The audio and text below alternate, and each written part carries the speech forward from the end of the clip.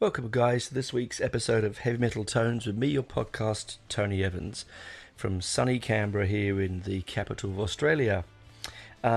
This week's episode is the last of the main Maiden episodes for February.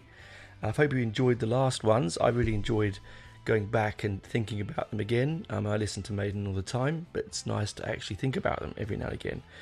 This one's, again, not one I don't think people would have picked. They may have gone for more of the Diano era stuff, or maybe Peace of Mind. That will be mentioned later on. I'm going to do a little subsidiary 10-minute episode around those things. But this one is about I personally believe one of the greatest live albums of all time. That's Iron Maiden's Live After Death, recorded for their World Slavery Tour. Now, interestingly, I went onto the Rolling Stones website and looked for the top 50 live albums of all time, and this one is not even in the list. It makes no sense, listeners, no sense at all. Now, I have had this many discussions with people about what if you love or don't love live albums. Some people hate them. I think Benji's not a big fan of them. I really love them. I'll tell you why. I'm going to go down a list in a minute of my favourite live albums of all time. And then I'm going to tell you why I love live albums. Okay, and why they're very important musically, I think. Okay. Now, so this is no particular order of my favourite live albums, but this is a list I compiled of some of my favourite live albums. So, The Who, Live at Leeds, 1970. Thin Lizzy, Live and Dangerous, 1978. No Sleep Till Hammersmith, 1980. Frampton Comes Alive with Peter Frampton, 1976.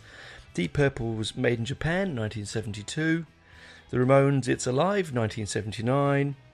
The MC's 5, Kick Out the Jams, 1969. And Johnny Cash Live at San Quentin, 1964, I think. Check that one. The reason... That's just a snapshot of my favourite live albums. The reason I think live albums are very important, guys, is because, yes, you can hear a band on a CD that you've bought, and you have more clarity of sound, less interference, and all that sort of stuff, and I don't know, clearer, more logic order. But I'm never going to see The Who. Those out there old enough or lucky enough to see The Who with the original lineup. I'm not talking about post Keith Moon. I'm talking Keith Moon, John Entwistle, that era. I'm not going to be lucky enough to see them. Now, my brother saw them at the Kilburn. There's an album live in Kilburn. When we used to live down the road from them, my brother saw them at that particular gig. I didn't pick that one because I don't like the actual live performances on it. Whereas The Who Live at Leeds 1970 is a snapshot of one of the greatest, if not the greatest, rock and roll band ever to play.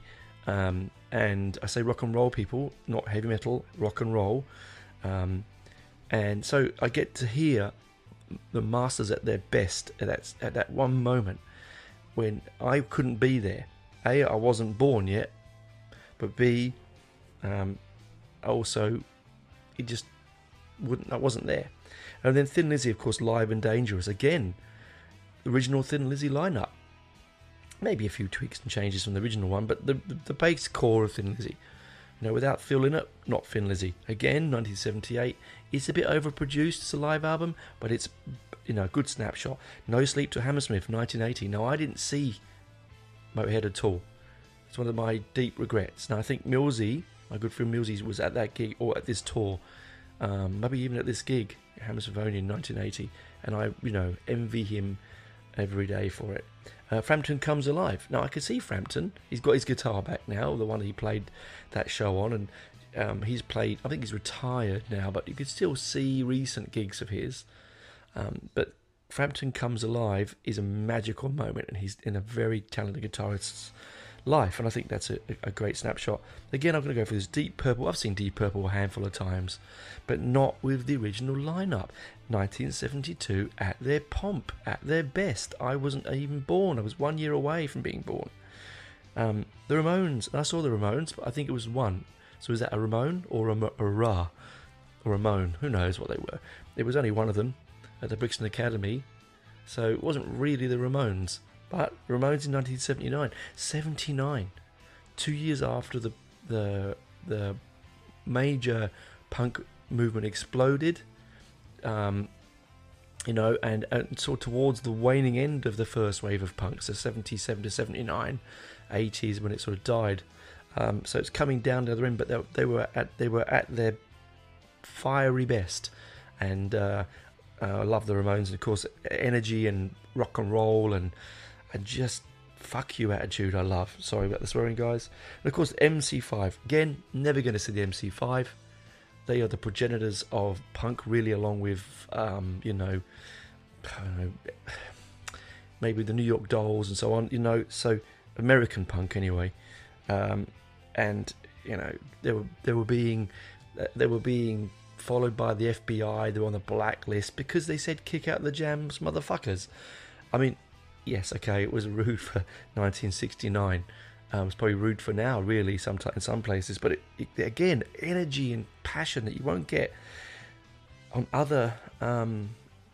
You wouldn't see them unless you have done. So with Johnny Cash. Now, Johnny Cash live at San Quentin. It's iconic. My dad had it on vinyl. My brother played it till it was smooth. It's a brilliant live album. It's one of those early albums that wouldn't have been overdubbed because it was an early live album, so it was just straight from the sound recording with maybe a bit of cleaning, but not much. So you can see why I think that live albums are really, really important. I don't know so much now live albums whether they are as important because the modern ones, because like I said, you can see them quite easily now, and particularly you can watch them on YouTube, and you can stream them live concerts on their websites, and most of the time you can see them live. Remember back then, so 70, 78, 76, 80, 72, 79, all these years, there was none of that. So the only way you were going to be able to hear your favourite band live, if you were in a small North London suburb like me, growing up, was not going to go and see them. It would be through a live album. Sorry, more tea. And then on to live VHS, and then on to DVDs and so on. I think there was even, if I remember rightly, we had a Super 8 projector. Now, that takes you back, guys. If you're not old enough to know what a Super 8 projector is, ask someone, your parents or older relative. It was basically before VHS. You had film, and you could see the cells, you could see the pictures, like a little mini camera, cinema projector, and you put it thread it through your camera, and you played it onto the wall. Now we were lucky, or sheet. We were lucky that we had a one with a sound, and I do believe. Now I could be wrong. It might just be one of those one of those memories that sits in your mind that go, I'm sure I was there. But I do believe I saw a Who live, either live at Leeds or live at Kilburn on the Super 8 projector. But it was only like 2-3 songs, and the sound was crappy because it came out from the projector and it was flickered on the wall. But I do think I remember my brother Ronald playing that on the wall. It could be Andrew, one of those two. Anyway, so and onto VHS and onto other, mediums. And I think, as I said, there's a mysticism, a mystique to live albums. What we're going to talk about is the Iron Maiden one, and what's fascinating about the Iron Maiden one, which will come across in the second part of the podcast, is why Maiden only do a handful of live albums. They've done quite a few, but not huge amounts. They've done one probably for every tour they've done, but that makes sense. Again, you're selling your live sound, the viscera, the tension, the dynamism, the passion of a live show to an audience that can't go. And honestly, sometimes, I've bought albums, I've gone straight for the live album first. Like Marillion. Good example of Marillion. Sorry guys, I did something weird. I pressed the button and it went. I hope you didn't notice that pause. So where was it coming from? Okay, yeah, so Marillion. So I sort of got into Marillion more through the live aspect. As I mentioned a few weeks ago about buying bootleg cassettes down on Tottenham Court Road as a young man, a young boy. It was so that I could hear them live. I've always been more passionate about live music than recorded music. Because I think myself, my soul needs the connection with people and the physical feeling of the music around me and in me and over me, and then watching these magicians make this music on stage. I think it's always been more important to me. I think because I am a sort of a bit of a closet musician myself, not a great one, but and I think that's probably why. So I'd often gravitate to a live album and then end up buying the recorded albums. Now, there are a lot of great metal and heavy rock live albums that I've probably missed. I'm sure there's a Judas Priest and Metallica, and I'm sure that there's so many Saxon, and there's so many live albums that, again, I could have on my list. The reason I didn't pick many live metal albums on my live album on the list at the beginning was because my point being is that it's bands that are no longer available. You can no longer see that lineup with those people. I could have had Gary Moore here live in London on there as well. I probably should have done, and there we go. I'll put it on. Gary Moore live in London. So there's so much stuff on there, and I want you guys to have your own list of your favourite heavy rock and iron metal live albums. And if you haven't got one and you just don't like live albums, do yourself a favour. I'm looking at you, Benji, and have a listen. Just try and do what I do. I have a bit of a fantasy. So music can take me to different directions. I'm sure it does it with you. I get into a bit of a fantasy with music. So when I'm listening to a live album, I'm automatically there. I'm there. I'm in the front. I'm either head banging, or I'm staring intently at the guitarist or the bass player, or the singer, or whatever I'm getting into that time. Or I've got arms around mates and we're just getting into it. We're drinking beer, we're jumping up and down, we're just having a great time. And I think I do. I sort of sublimate myself into that fantasy when the music is playing, and so it gets. So that's why it's important to me. So I want you guys to do the same thing. Try and put one on and close your eyes, turn the lights off, whatever you need to do. Be there with it. Don't let it just bubble in the background and become noise. Actually, be part of it. The nuances of it, and as we can discuss in the second half, the Maiden album. Now, whenever I hear certain Maiden songs, because of Live After Death, I almost hear Bruce's little stories before. Now, I got my copy of Live After Death from Justin at school when I was 13. He came into the classroom for my birthday was always in the school holidays, and he came in after school holidays and he gave me Van Halen's 2120. Is that it? I'm sorry if I got it wrong. Live After Death double album cassette, and he gave me Marillion's Reel to Reel, all on cassette.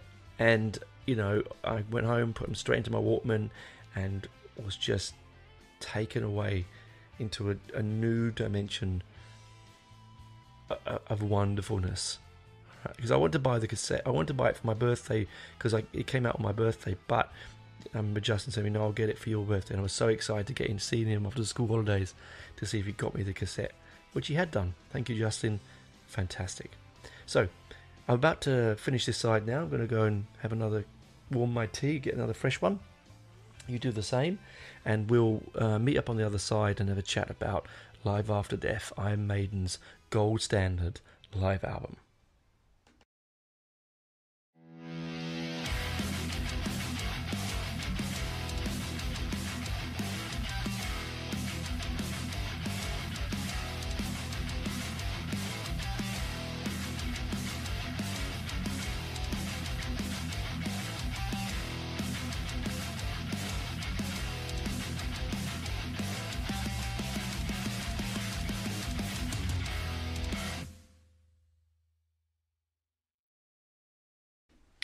Welcome back, guys.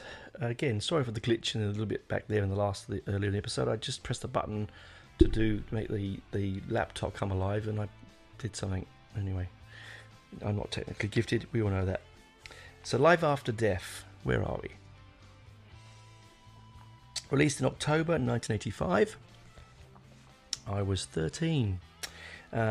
Recorded at Long Beach Arena and Hammersmith Odeon on the World Slavery Tour. Sides 1, 3 were recorded on the 14th to the 17th of March 1985 at the Long Beach Arena.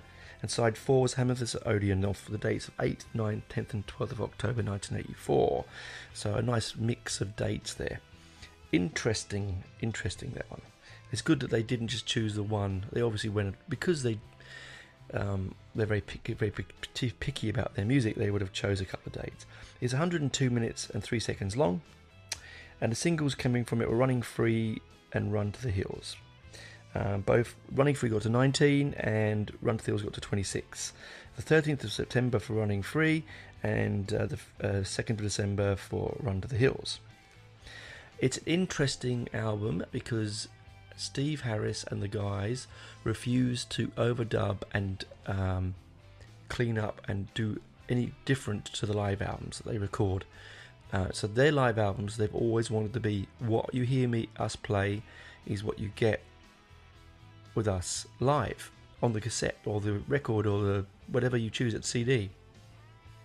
So the way they did it was that they had all the recording stuff that were out of the venue with miles and miles of cable to I think it was an 8-track, it could be a 24-track mixing desk, and they mixed it live as it went, as they recorded, which is, for me, a phenomenal feat and a very hard thing to do. And apparently the story goes that Steve, once the recording had done each night, he'd run out to the recording van and he'd be there for another 3 or 4 hours mixing. And these guys have long days. That's dedication for you. It really, really is. The World Slavery Tour started on the 9th of August and it had 331 days, as we mentioned in the last episode. 331-day tour, an incredibly long tour. Could have chosen any ones they wanted from that for the live album, but they chose these two venues because I think the sound was the best. He said, no overdubs. The band was very anti that. That was a quote from Steve Harris in NME when the album was coming out. Derek Riggs did the artwork for it, with Eddie coming from the grave. It's one of my favourite Eddie's comic artwork. There's a quote on the grave. It says that it's a H.P. Lovecraft quote, which is misquoted. Okay. That is not dead, which can eternal life. Yet with strange eons, even death may die. The only difference is that he put and instead of yeah. I think probably for copyright. I mean, who knows? It's anyone doesn't know H.P. Lovecraft. He's one of my favourite American Gothic poets and authors. He wrote Call of Cthulhu, From Beyond. If you've seen the movie From Beyond, nothing like the book, short story, but From Beyond, and things like that. He's very into space and body horror. Very into sort of a doomy, sludgy kind of feel to his work and his writings. A lot of music has been written around it. As you know, Metallica did Cthulhu. So if you want a good read and you've got a few minutes, jump into that. Who says that the podcast is only about music? Hey? So, yeah, H.P. Lovecraft. We get to see Eddie's full name almost on the gravestone. This is Eddie TH, which is obviously short for Eddie the Head, which comes from the head that used to be above the drum kit in their first tours. We used to spit fake blood onto the drummer's head. If you've ever seen any videos of the early tours, you'll see that. It's quite fun. There's lots of artwork. There's lots of in-jokes again on this album. It's very much a Derek Riggs Iron Maiden sort of thing. The painting is based on on the B-side of the album. The picture's based on John Martin's painting, The Destruction of Sodom and Gomorrah. And so, again, it's teaching you while you're listening. Go and check that out. All right. The band was. It's interesting. People think that Iron Maiden's reach is only within the heavy rock and heavy metal community. Florence and the Machine, interestingly enough, had the album on their wall to remind them when they were recording their album, their first album. What was it? Sorry, was it? I have. You know what? I have. I think I've wrote Lungs, which I think it is their first album. To just inspire them how to record, because they record a lot of their stuff live in the studio like Maiden does. Gives them a little bit of inspiration, and if you can inspire someone like Florence and the Machine, who are gifted musician in their own right, in their own medium, a completely different medium, how fantastic is that? It's like Stuart Pearce, on a tangent. Stuart Pearce, the England defender that was in the 1990 World Cup and Euro 96, and he also was a backroom coach. I think he still is at West Ham. He would go out before he played any game. He would go out before he would listen to the Sex Pistols every single time, just to give him a pump up. What's his name? Robert Smith from The Cure. Every time before they play live, they play Nevermind the Bollocks all the way through, and then they go and play live. So inspiration, it's all about inspiration, and it's good that this album is doing that. Sorry, the side note. Now let's move on to the album itself. We open with classically the Churchill speech, we shall never surrender. Then pounding into Aces High. Then we have 2 Minutes to Midnight, The Trooper, Revelations, Flight of Icarus. Then we go over to side 2 and we get Rime of the Ancient Mariner. Interesting, it's not the last track on the album. Power Slave, Number of the Beast.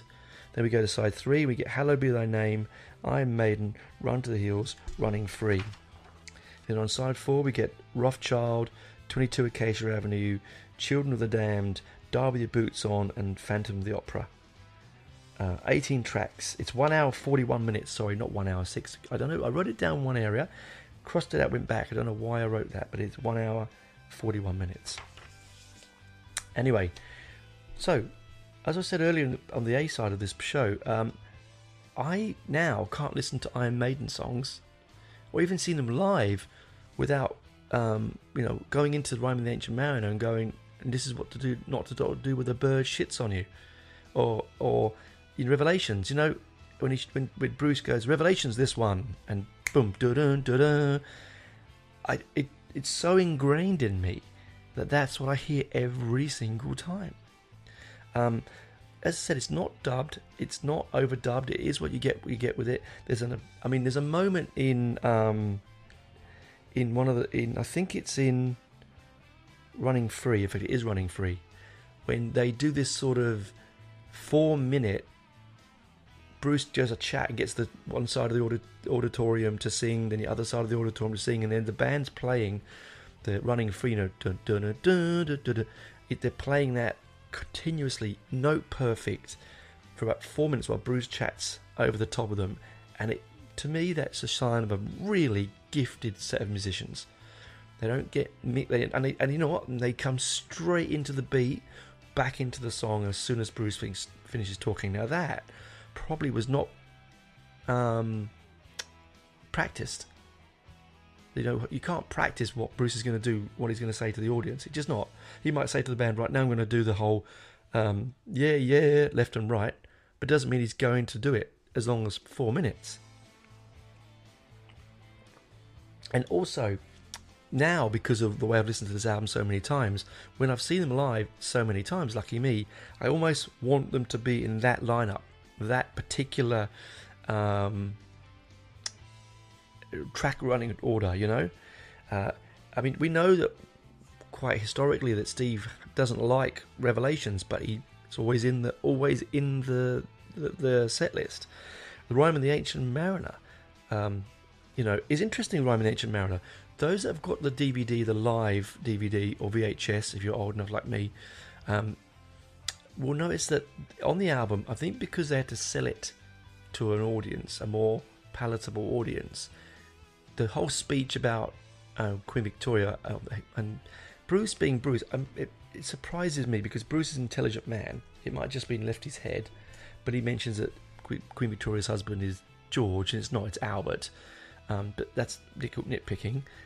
He talks about Victoria taking marijuana for period pain, and the fact that Coleridge wrote this on drugs, and that his favourite drug is tea.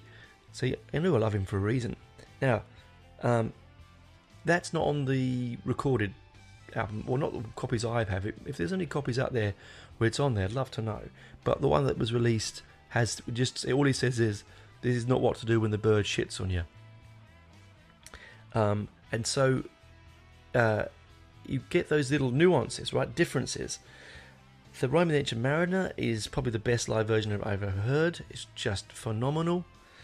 And of course, you know, we Maiden nuts will know that Bruce tends to speed up dramatically live to a point where when he's doing Hallowed Be Thy Name, almost cannot understand what he's saying. Like, he can't keep up because live Maiden are very fast. And they often play slightly different guitar pieces like all live bands do, get in the moment, but Bruce gets faster and faster and faster, almost a more garbled sometimes when I see him singing Hallowed Be Thy Name. You know, the Trooper, again, live, all he does on this is wave a little flag. Now he gets the whole red tunic on, a massive flag, you know, it's all very British, very proudly English. I just like the way they've sort of broken the albums up a bit. It's the Power Slave out tour, but they've only got a few Power Slave album songs on there. They haven't let go of, you know, Running Free and Rothschild, which I think is good because they need to nod back to the original music, and of course Phantom of the Opera, which I, as a young man, that was my favourite guitar piece ever. It's changed obviously as I got older, but the guitar piece and the piece of music, the arrangement of Phantom of the Opera is just, for a young band, brilliant and excellent here, of course, because here you've got the original the lineup they sat with. You've got Adrian Smith now playing that part, and it's just brilliant. Okay, 1 second. Sorry guys, I was just checking that I didn't get that wrong. For some reason, at a moment I went, hang on, was that on the first album? Of course it's not. It's not on the second album. It's not on Killers. It's on Iron Maiden, Phantom of the Opera. Anyway, so what I'm trying to say is I'm not going to review all the way these live songs go, because I want you to go and listen to them and jump in and have a bit of fun and really see a band I think at their peak, real peak. I mean, you don't play 300 nights in a row around the world and not be bloody good at what you do. I mean, the Beatles did it, didn't they, at the Starlight Club, and they were the greatest pop band ever. So, you know, the Stones are the same, you know, Sabbath are the same. Just keep playing until you get great results. And this is a good album. This is honestly, I mean, I mentioned that list at the beginning of my favourite live albums, but it is in there as well. That it probably, to be honest, is probably right at the top. And I had to be second favourite live album, be the Who live at Leeds. But, you know, that's a different podcast, separate kind of chat. But I wanted to see this month out with just a nod to the live ability of some of the greatest musicians who now are currently playing live. Just the boyish sense of adventure that they have on their faces, and the glee and the on the faces of the guys and girls watching it, and the way that they just interact with each other, and Steve's movement around the stage without missing a beat, and the quietness of Dave just getting on with his work, and Adrian pulling shapes, you know, and Nico, the, you know, sort of octopus with St. Vitus dance. thrashing around like a loony on the back there. It just is a thing to behold. So I hope you've enjoyed this month's look on some Iron Maiden albums. That might not have been ones that you were necessarily thinking I would do. They were not ones that I necessarily think that I was going to do. They changed regularly. I will be, as I said, I'm going to record, not today, but probably tomorrow, to release on the Wednesday afternoon or Thursday, so we've got 2 days in a row. My little 10-minute, 15-minute sort of almost Rans albums for Maiden. If you're not a Maiden fan and you've listened to me and thought I might give it a go, try the ones I've mentioned. Jump in, grab anything you like. Nothing will disappoint you. Even the Blaze Bayley era won't disappoint you. Nothing they do really ever disappointed me, apart from maybe Hooks in You. Not sure why they wrote that song. Anyway, I won't go there. It was one of the reasons why Adrian left the band. I think I mentioned that a week or so ago, maybe. Anyway, that was a sad moment. It wasn't even a strong enough song to. What would you rather have? That song, which is radio-friendly rubbish, to be fair, or one of the greatest guitarists of the modern era? Take the guitarist. But hey, you've been together a long time. You make decisions differently, don't you? That's a different story, guys. I hope you've enjoyed it. Look, please, if you're on Spotify, go to the top, click the stars, give me a star review. It takes seconds. The more I get, the more exposure I get. If you'd like to pop over to Buy Me a Coffee, and for $5 you can donate to the show and gives me more. I'm actually doing out the recording room, new table and equipment and things like that. So extra money would help. I do it for the love, not for the money, but everything does cost these days. So if you could help it, that'd be great. Otherwise, we'll see you next week. I'll see you in a little while with my little 10-minute roundup. Otherwise, I'll see you next week for another exciting episode of Heavy Metal Tones with me, Tony Evans, signing off. So keep safe and keep rocking. Bye, guys.